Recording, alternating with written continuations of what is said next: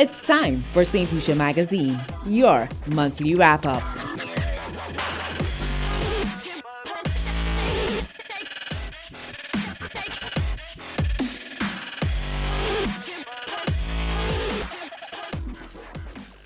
Hello and welcome to St. Lucia Magazine, our weekly news program reviewing developments in government across various economic and social sectors.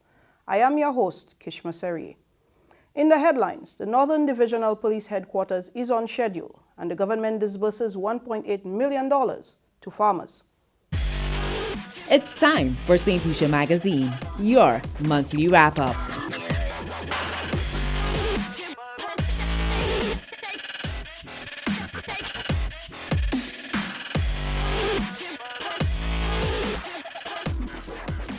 Construction of the new headquarters for the Northern Division of the Royal St. Lucia Police Force is progressing smoothly and remains on track for timely completion. The $35.9 million facility aims to enhance the physical environment for police officers, while incorporating upgrades to resources that will improve overall working conditions. We hear more from Melissa Paul.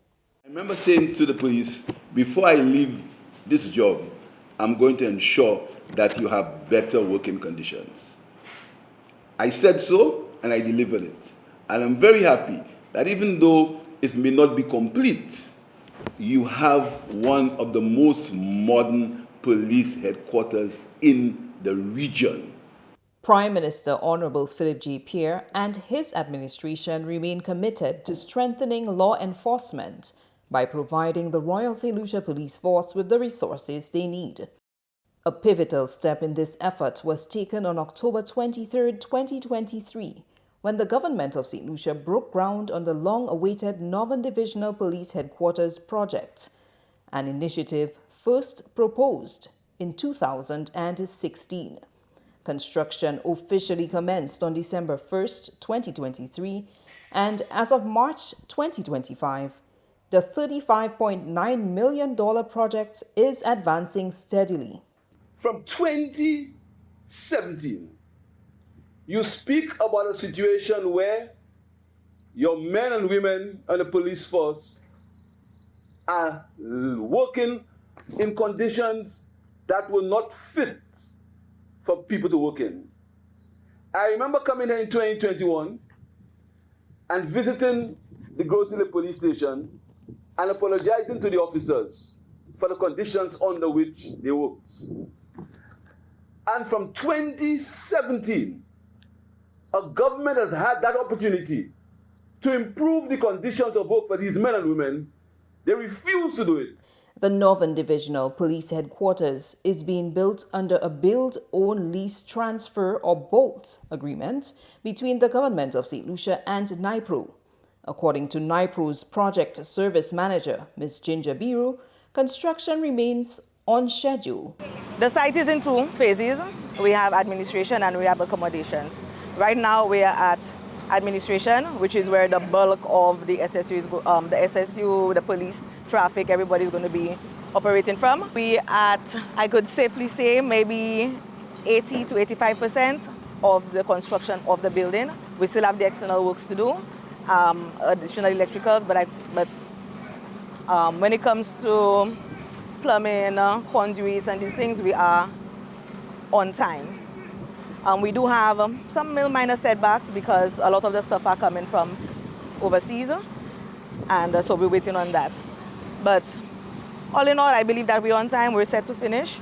As part of its phased development, the headquarters integrates advanced technology to enhance energy efficiency and climate resilience. Designed to withstand severe weather conditions, this modern facility is particularly crucial for St. Lucia, where hurricanes and extreme weather events remain persistent threats. This structure is built to withstand, I would say, more than a Category 5 hurricane, as well as a high magnitude earthquake. So I would say that we're getting, maybe you look at it as a solid bunker, all right? So it would be one of the safest buildings in the entire St. Lucia when it comes to stability. Prime Minister Honorable Philip J. Pierre has stated that upon completion, the new Northern Divisional Police Headquarters will be one of the most modern in the region. The Ministry of Health, Wellness and Elderly Affairs is monitoring progress on the enhancement and rehabilitation works taking place at the Grosley Polyclinic. The rehabilitation works will expand service capabilities, improve patient care, and create a more welcoming environment for staff and the public. One significant improvement is the expansion of operational hours to ensure continuous medical services at all times. Onika McCoy has more in this report. As rehabilitation efforts continue at the Grosley Polyclinic, the Permanent Secretary in the Ministry of Health, Wellness and Elderly Affairs, Jenny Daniel, recently visited the medical facility to assess the ongoing construction and rehabilitation works.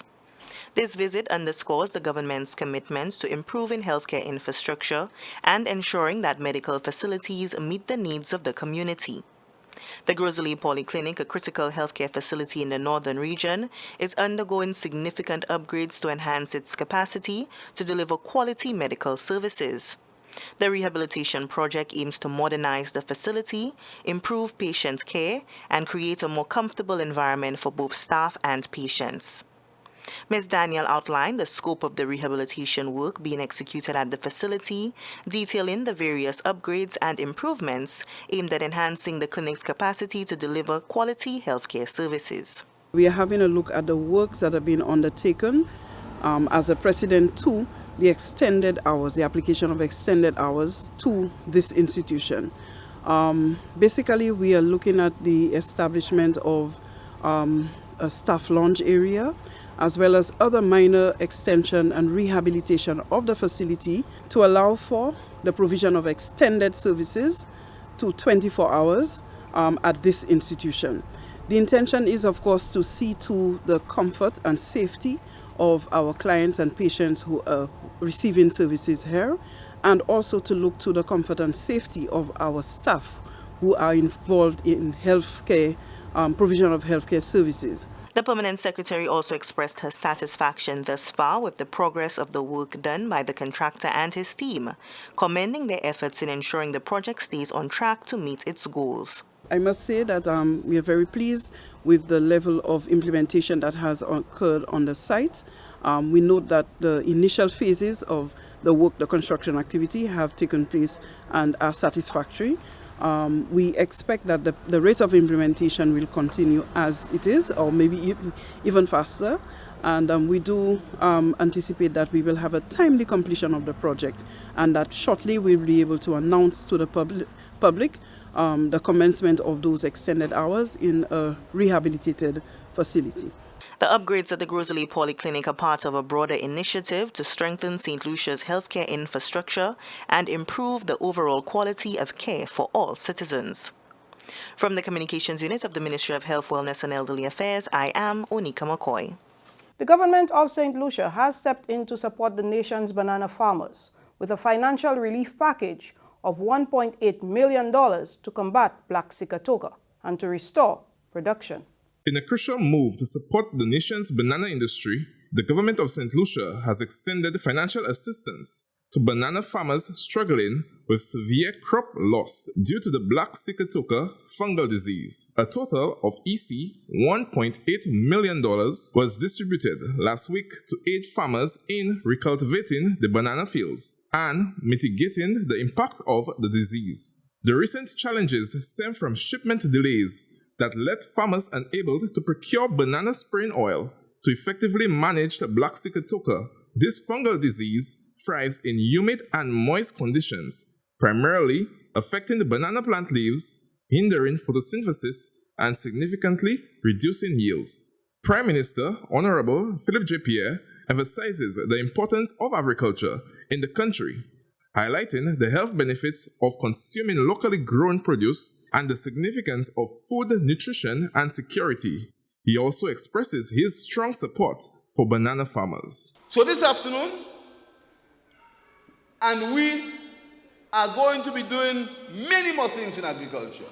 We have done many things in agriculture and will continue to do, because we believe that agriculture is very important, and we believe that we must feed ourselves. And you heard all about diabetes and hypertension, high blood pressure, a lot of it is because of the food that we eat. And that is why we must begin to understand that we have to eat what we grow. Minister for Agriculture, Honorable Alfred Prosper, underscored the significance of this assistance in revitalizing banana production. Recognizing the urgent need for support, the government distributed financial relief checks to affected farmers. Je voulais remercier le Prime Minister Cabinet là for making those funds available, for approving an amount of $1.8 million that will be distributed to 405 farmers today. Kondi, Honorable Sean, XPS Mwedi, ou sa acheter un soft drink, ou sa acheter la bière, échanger pour nous servir, pour vier, mettre plantation en santé avec ça et pour nous production. We are also going to deliver to all our banana farmers, all our plantain farmers, 66,000 gallons of oil free of charge. Free of charge. So nous avons 1.8 million now. And nous avons $1 more million that was spent under the World Bank project for acheter 66,000 gallons of oil that would be given free to you. Farmers are encouraged to make the most of the financial resources to enhance efficiency and ensure the long-term sustainability of banana farming on the island. The Ministry of Agriculture has reaffirmed its commitment to working closely with farmers to navigate challenges posed by climate change and external supply chain disruptions. From the Ministry of Agriculture, Fisheries, Food Security and Rural Development, I'm Zarek Felix reporting. Parliament debated a bill that will enhance the efficiency of the justice system through the introduction of judge-alone trials. Nivalo Geese has the details. Attorney General Leslie Mondesi, speaking at the House of Parliament on Tuesday, made a compelling case for the introduction of judge-alone trials as part of ongoing efforts to modernize the country's judicial system and reduce case backlog. He noted that many countries already utilize the system and underscored its suitability for high-profile, serious, and complex cases. Judge-alone trials will be suited for certain types of cases. You may have a high-profile case, a serious case, a murder trial, a long and complex case which involves technical evidence. You may have a case which engenders pre-trial publicity. Graphic evidence may be led in a trial. You may have allegations of intimidation or threat to jurors or bias. So you may want to have a judge-alone trials. Minister in the Office of the Prime Minister with responsibility for housing and local government, Honorable Richard Frederick, criticized the slow course of justice. He explained that justice delayed is justice denied. The hurdles that our system is inundated with that prevents expeditious hearings and leave persons in prison incarcerated. Lord Denning once said remand is a fanciful name for imprisonment. So whether you're on remand or you're penal, you're in jail, and that's the harsh reality. You're in jail. And so, Mr. Speaker, sometimes the longevity that it takes to dispense justice, that in itself is an injustice. According to the bill presented, the defendant has the right to choose a judge-alone trial, while the prosecution, under certain conditions, can also apply to the court for such a trial. Judges will be required to provide written judgments within 24 hours of their decisions, detailing their reasoning and findings. From the Government Information Service, I am Nivalo Geese. You are watching St. Lucia Magazine. When we come back, improving accessibility of public spaces to individuals with disabilities. Stay with us. Hey, hey, hey, hey! 1, 2, 1. Hi, my name is Ethan James, and I have played the character of Papa Jab, when I performed the street masquerade. In learning masquerade, what really had me interested was, the deep history, starting from our ancestors in slavery. I just enjoy it because, it's free, it's a lively vibe. You get to connect with the people around you, the audience, the people you perform with, and just put a smile on people's faces, yeah? And as a teacher, I hope to pass on the torch and pass on that education to the younger ones and, ensure that the culture stays alive. And that makes me 758 proud, man.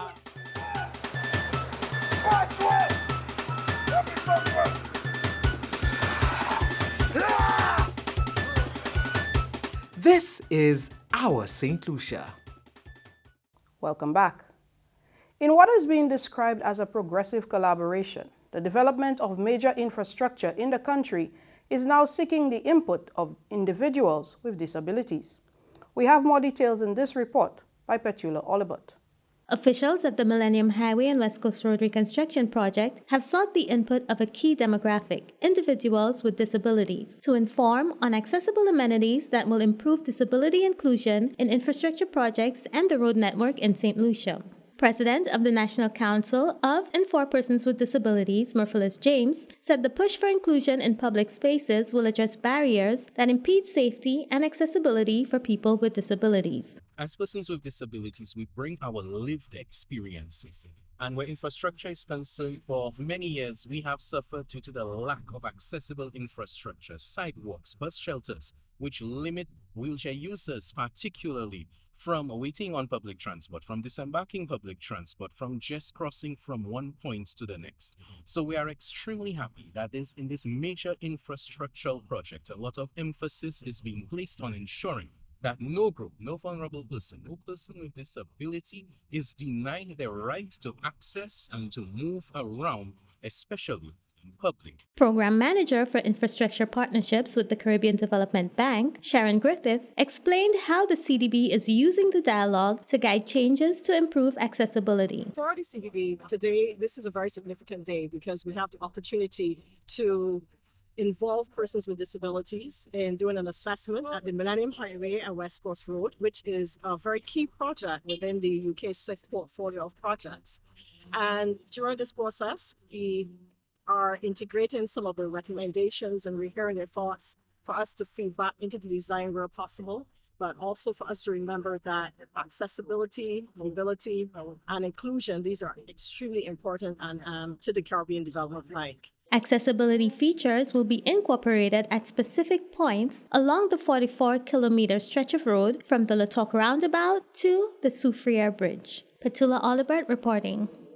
Intellectual property rights are becoming a significant focus in the Caribbean, with countries like St. Lucia registering their first geographical indicators to protect locally produced goods. This marks a significant milestone for local businesses and demonstrates how St. Lucia compares to its regional counterparts. Glenn Simon tells us more. For over 2 decades, since its introduction in 2000, St. Lucia's Geographical Indications Act has existed to safeguard local products. Yet it wasn't until late 2024 that the country officially registered its first ever geographical indication, GI. Tamara Mathre, acting registrar at the Registry of Companies and Intellectual Property, revealed that one of St. Lucia's locally crafted rums is now legally protected against misuse or imitation. The difference between a trademark or copyright, for instance, is that the good that is being registered is by a entity or a legal person or so forth. However, with a geographical indication, what is being registered is the place, in the sense that there is something unique and that it has been developed into a product based on its location, the feature being tied again to the location. So you're registering your rights against a location. Geographical indications play a vital role in protecting local heritage, supporting economic growth, and ensuring consumers have access to authentic, high-quality products. However, for GIs to be truly effective, public awareness is essential. Understanding the significance of GIs benefits producers, businesses, and consumers alike. Essentially, a geographical indication is a subset of an intellectual property right, in the sense that whatever you have created, invented, you can seek protection of your right, being the person who would have come up with that idea. So in relation to geographical indications, if it is that you have used any resource that is unique to St. Lucia and you wish to protect your product, for instance, CMOS or so forth, you can engage with an attorney at law to assist you with the process of application and registration. St. Lucia now joins other Caribbean nations that have leveraged GIs to protect and promote their national products. Jamaica has successfully secured GI status for its world-renowned Blue Mountain coffee, safeguarding it from counterfeit products in international markets. In Trinidad and Tobago, the Trinidad Maruga scorpion pepper, one of the world's hottest peppers, is protected under a GI, ensuring the island retains sole branding rights. The benefit is that you, as the registered owner of the GI, you would not have anybody coming in to mislead the public to say that this product is from you. Recently, St. Lucia registered its very first geographical indication, and that would have been, we received the application last year in April, and it was finally registered in November of 2024. Geographical indications are powerful economic tools, particularly for small island economies like St. Lucia. With the successful registration of its first geographical indication, St. Lucia is taking a bold step towards protecting its national heritage and boosting its economic competitiveness on a global stage. For the National Competitiveness and Productivity Council, Glenn Simon reporting. St. Lucia is advancing its agricultural sector with modern climate-smart solutions, supported by the government and people of the Cooperative Republic of Guyana. The support demonstrates a regional commitment to sustainable agricultural development in an effort to improve food and nutrition security. We take the details from Amanda Faye Clark. A significant milestone is being marked this week with the official commencement of infrastructural works for the National Agriculture Innovation and Technology Center. This state-of-the-art facility is poised to revolutionize local agricultural practices by integrating cutting-edge technology and sustainable farming methods through hydroponics. A 5-member technical team from Guyana is currently on island to spearhead the installation of a highly advanced agroponic system, an initiative that symbolizes the beginning of a transformative collaboration between St. Lucia and Guyana for agricultural technology adoption and innovation. What we are seeing here today is the beginning or the foundation of the Agricultural Innovation and Technology Initiative that our ministry is hoping to stretch out to youth or to expose more young people as it relates to new production methods or techniques. And this has all been made possible, and we are so grateful to the Guyanese mission for coming in and starting us off. So when more of these new technologies come in, we are able to take it on our own and show our young people from start to finish what they could accomplish and how far agriculture could take them. On this lot, we hope to establish, I believe, 2 hydroponics greenhouses. The Hydroponics Center is also expected to serve as a model for local farmers, demonstrating modern techniques that maximize crop yield while minimizing environmental impact. Officials from both countries emphasize that knowledge sharing and capacity building will be key outcomes of this initiative, fostering a stronger regional partnership in agricultural development. So 5 of us came to assist you guys, St. Lucians, to set up 2 shade houses. There will be tunnel houses, and we're going along well. We're almost finishing one of them today. We want to start the other one tomorrow. So hopefully by Saturday or so we can be putting on the plastics on these shade houses. The National Agriculture Innovation and Technology Center is expected to set the foundation for future advancements in smart farming, data-driven agricultural solutions, and climate-adaptive practices. With construction now underway, stakeholders remain optimistic about the center's impact on food production and economic growth. From the Ministry of Agriculture, this is Amanda Fee Clark reporting. This is St. Lucia Magazine. When we come back, Lucian Carnival 2025, nothing sweeter than that, is off to a good start. Well, you see today they wanna clap on. I say balance in the dot. Well, you see today they wanna clap on.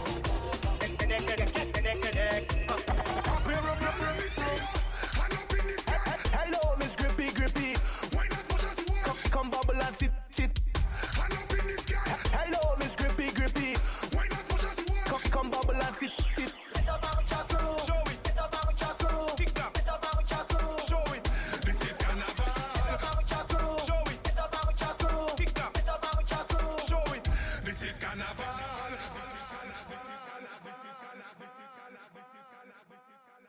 Welcome back. The Electoral Department began a comprehensive verification exercise of the Register of Electors or Voters List from March 1st to the 31st. The verification process seeks to guarantee the legitimacy and correctness of the electoral register by confirming over 20,000 registered electors.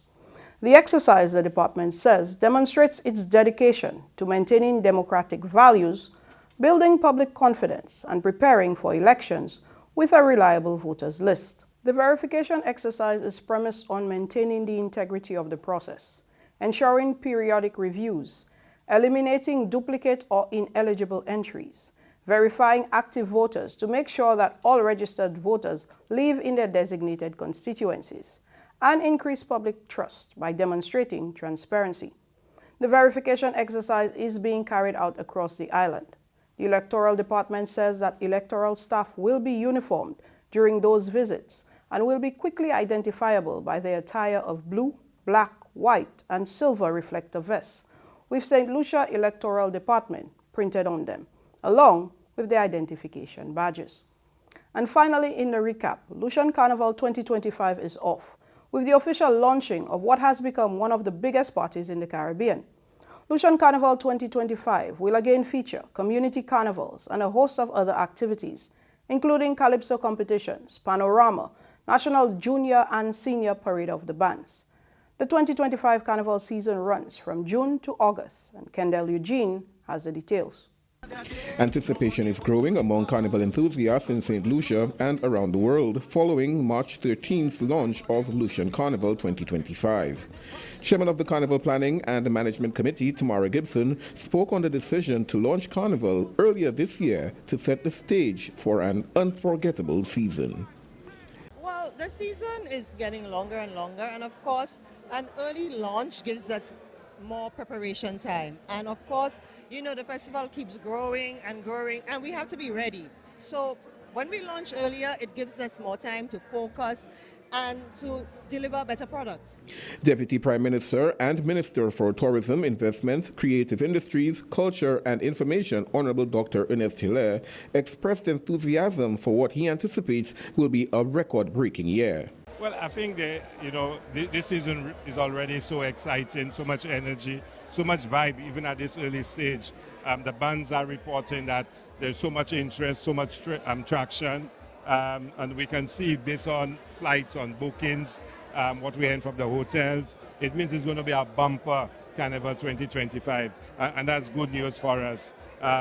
You know, when you look around and you just feel the energy in this room, the vibe, people can't wait for Carnival to come. Of course, we still have to enjoy the jazz first, but from all indications, it's going to be a really bumper Carnival.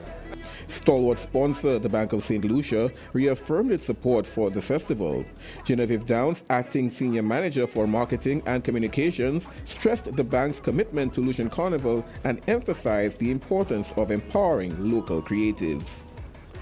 Bank of St. Lucia has been sponsoring Carnival for a few years now, and it's very important for us to sponsor it because of the fact that we really believe in supporting the culture and the arts. And we know Carnival is one of the huge stakeholders and basically the mecca of our tourism products. As a matter of fact, Bank of St. Lucia looks into sponsoring numerous events from national onto the private parties as well. So we really provide the investment. Lucian Carnival 2025 will feature popular events like the National Carnival Queen Pageant, the Groovy and Power Soca Monarch, and the King and Queen of the Bands competition. New editions such as Export the Runway and the Lucian Carnival Lecture will also debut, offering novel experiences for revelers. For the Government Information Service, I am Kendall Eugene. Yes, we come to the end of St. Lucia Magazine. Thank you to all who contributed to the production of this program: the National Television Network, GIS team, and the communication officers of the various ministries. Thank you for joining us on NTN, Channel 122, and the social media pages of the Government of St. Lucia. I am Kishma Serie. Until next time, stay informed, stay engaged, as we look forward to more positive developments in the coming week.